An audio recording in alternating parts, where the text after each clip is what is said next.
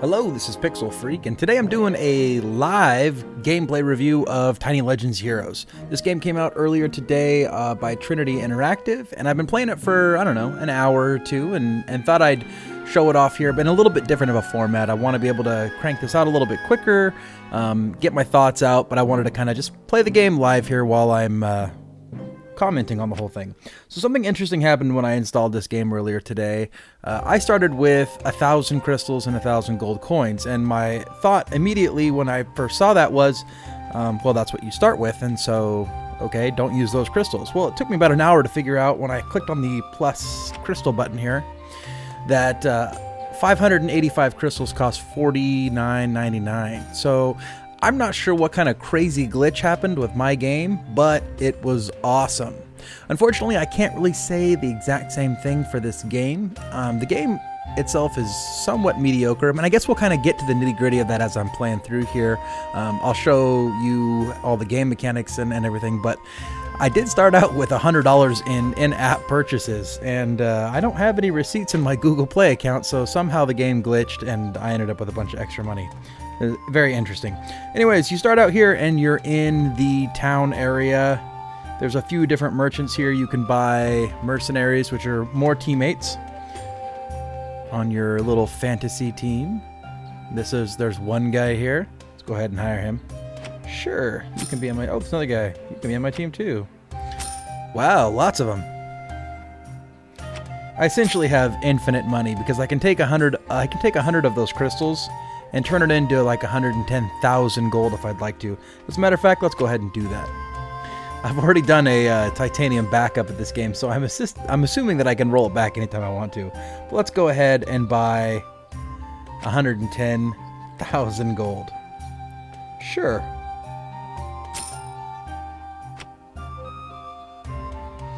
So now I have basically infinite gold. I'll go ahead and leave this.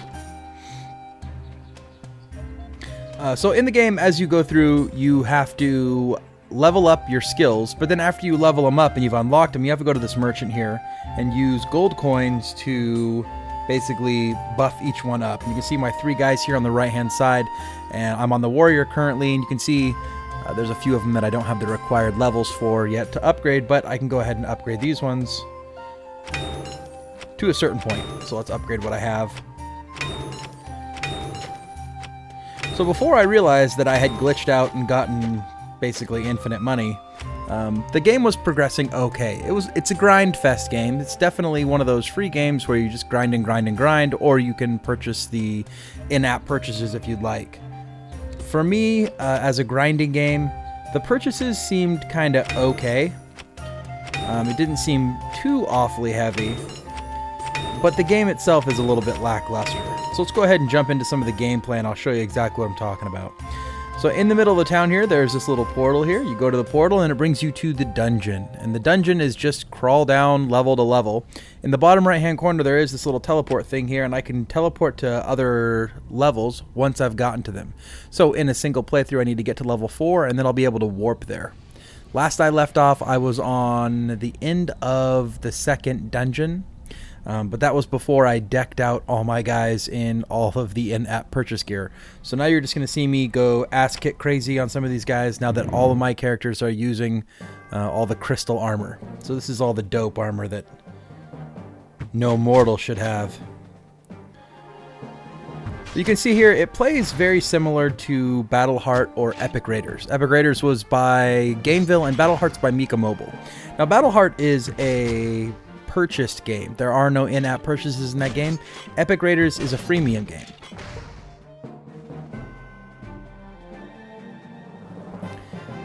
The difference between the big difference between those two games is that Epic Raiders, I thought, really sucked. The freemium model in that was really not worth the time in playing the game. There was too many bad things that you could do to yourself that would set you back, you know, tons of money because it was freemium. They'd put a lot of polish on the game too, so there was a lot of different characters and a lot of armor sets, and you know, the game overall felt really, really polished. It felt really good, and it looked really good too. The problem being that it was designed to make you fail or spend tons of money. Because of that, I really didn't recommend Epic Raiders, but I do highly recommend Battleheart. You'll find multiple videos out there on my channel for that game because of that exact reason. The game's just awesome. It's a great game. Might not be as expansive as games these days, but it's still a good one. As a matter of fact, Battleheart's the game that really got me started doing this. Love that game. Mika Mobile, as a developer, actually walked away from Android for a while, but there is some rumors now that Battleheart 2 will be coming to Android at some point. I should try to get a hold of that developer, find out if that's true. Who knows if they'll talk to me? Some developers do. But you can see, I should take all this armor off. This is the basics of the game. You drag your little guy over, and they do their thing, and then when you click on each one, you see that there's a special attack that you can do here. Now the mage, when you select them, you select it on one of your allies, and then he'll auto-heal your ally. If you flick it off here, like I'm toggling it, he can go into an attack mode. That's kind of cool. In other games that I've played that are like this, there is no attack mode. You have a healer that's just a healer. You have a dedicated cleric. So there's some layering problems that I've seen, graphics glitches on my specific device. They're not too horrible, so I didn't want to, you know, hurt him too bad for that. My opinion isn't so bad. Let's see if I can sneak by this guy. Sometimes you can sneak by him. See how far I can sneak by. Oh, almost got by that one. And then once you get through all these little mini guys here, oops, let's turn his... There's always a boss. On each level, there's a boss.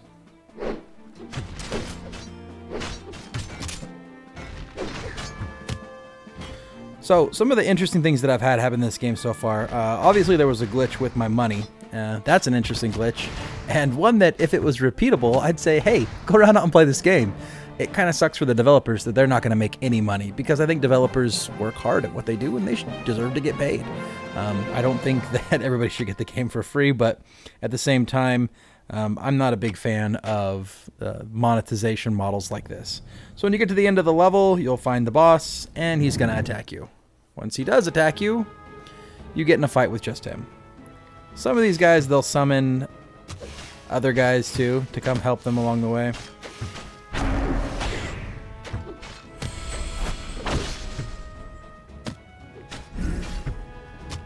But the fight's not really diverse from the rest of the enemies. It's mostly just a stronger version of what you've already been fighting. There are some caveats to that in the 3 guys that I've fought in so far. And again, I'm not very far into the game. I don't think I'm going to deep dive into this game very much. Even though I have infinite money in this game, I probably won't play it. And the reason being, it's just not that interesting. Interesting enough to show it off, because I think the theme of the game is great, and they've got a good start here, but I think that there's some definite compatibility issues.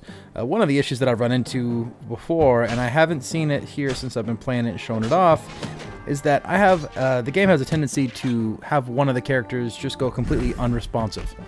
In one boss fight, for instance, I was playing the game, and then all of a sudden 2 of my guys just stopped moving. They just stood there. Now, if an enemy approached them, they would begin to auto-attack, but because I wasn't able to tell them to attack, they just kind of sat in their respective corners, and then the enemies were able to run around and kill all my guys one at a time.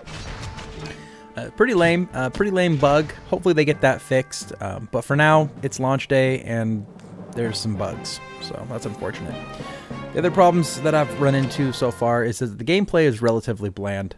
The fights from one fight to the next, the dungeons from one dungeon to the next, they all feel very similar. You've got to really be a grind person to really get into this game. And for me, there's just not enough diversity in the gameplay to warrant me continuing to play the game.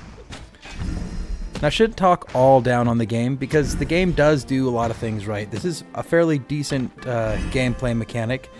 They did borrow it, also known as steal it, from both Epic Raiders and Battleheart, but I think that they've done it in a decent way. They've added some little features here and there, like the mage being able to toggle back and forth between healing and attacking. And I think that warrants the... they earned it, you know. If you're going to add to it, that's great. That's what everybody else does in the gaming industry. They just borrowed very heavily in this game. I think that's fine. The graphics overall are okay, aside from the glitches that happen in it. They're just like other games that use this same gameplay mechanic. There are problems with targeting here and there where you're trying to heal one of your characters and you just can't get to them. But yeah, that's it. Your characters do level up, and as you level up, that's when your skills get unlocked, and then you're able to purchase them once you're back in the town. Let's see what we got for like options. Not a whole lot. Credits, how to. What's an how to? Okay, so we got your instructions here. There's not a lot to this game. Yeah, basics. It's all pretty much basics.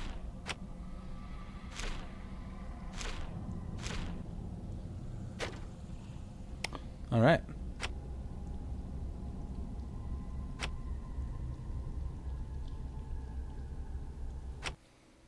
So that's it. The name of the game is Tiny Legends Heroes. It's available right now on Google Play. If you like Grindfest games and don't want to pay for anything, it's a pretty decent experience. You can go out and check it out. If you're more the type that likes to buy your games and you want more of a full-featured approach, I'd avoided this one. There's too many bugs in it right now, and there's just not a lot of diverse gameplay out there. It's going to take you a long time to get anywhere, and the experience is going to feel very much the same as you progress through the game.